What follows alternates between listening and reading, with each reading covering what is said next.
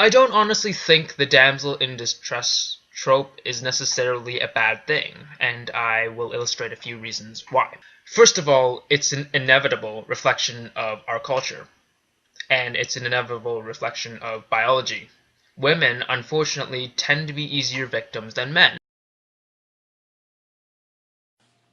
You're looking at a data table on the Bureau of Justice Statistics website showing the rates of violent criminal victimization for men and women for every year that the BJS has collected stats.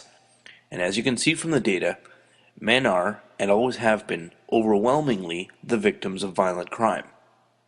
So why is it that we spend so much time talking about and trying to prevent the victimization of women when they are the least victimized members of our society, and men are the most violently victimized members of our society?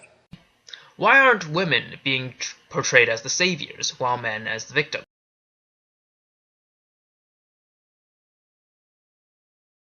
The answer to that is, well, games are made usually by men for a male audience, because the gaming community is pretty much male dominated.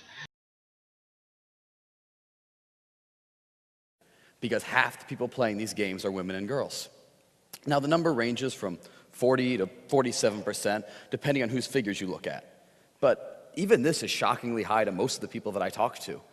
I even encounter this very weird impulse that a lot of people have, especially people who play a lot of video games. They'll want to say things like, well, those girls are probably just playing Angry Birds and Bejeweled, but they're not playing real video games. Issues with what constitutes a real video game aside, let's look at how true a claim like this really is. So in 2009, the most popular Xbox game among men and boys was Halo 3. No surprise to anyone who knows anything about video games. On the other hand, the most popular game among women and girls was also Halo 3.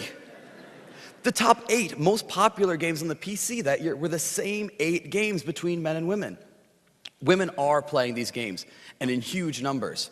In fact, there's roughly 84 million female video game players in the US today.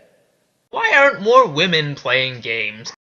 The issue here is that these 84 million people are treated horribly, unforgivably in my eyes, so poorly that over 2/3, 68%, report having lied about or hidden their sex for fear of being harassed. And if you think that it's in bad taste to show violence against women, well, violence against men is an equally large problem. Domestic violence against husbands in particular is very unreported and not even taken remotely seriously by the police. And yet when you consider the cultural context of domestic violence against men, hitting guys in video games, TV shows, and whatnot is not only, not considered taboo, it's considered funny sometimes.